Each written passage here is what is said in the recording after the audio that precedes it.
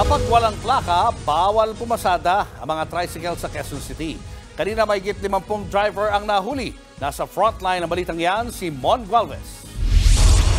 Isa-isang pinara ng mga tauhan ng Law Enforcement Service ng Land Transportation Office o LTO ang mga tricycle na bumabiyay sa toda ng barangay Bago Bantay sa Quezon City.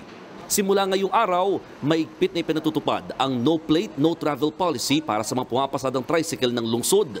Ibig sabihin, lahat ng mga trike na walang plaka o yung MV file number pa rin na nakalagay, ituturing ng kolorum.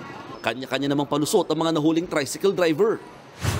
Hindi ko po sir ito alam dahil kasi bagbiral ko nga lang ito, hindi ko alam sa may-ari. Yung napag linyo pa lang na nandun na isama na yung plaka pag Oo. Kasi para hindi kami mabala, di rin kayo mabala punta nito.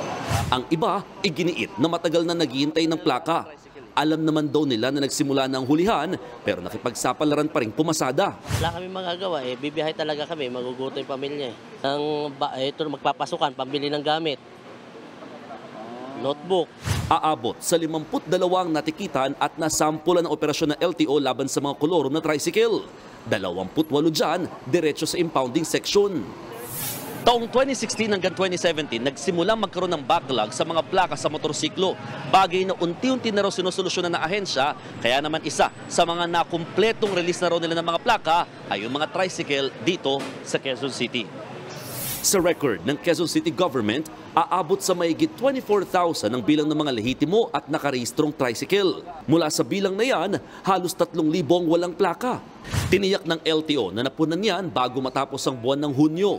May ilang plaka rin daw na hawak na ng Quezon City LGU pero hindi pa nila ipinapamahagi. Patong-patong namang multa ang haharapin ng mga nahuling tricycle driver. 5,000 pisong babayaran ng mga hindi naglalagay ng plaka. 6,000 piso kapag kolorum, habang nasa 10,000 pisong multa naman sa mga tricycle na hindi nakarehistro. 1,500 piso rin ang multa sa QCLGU kapag nabistong walang prangkisa.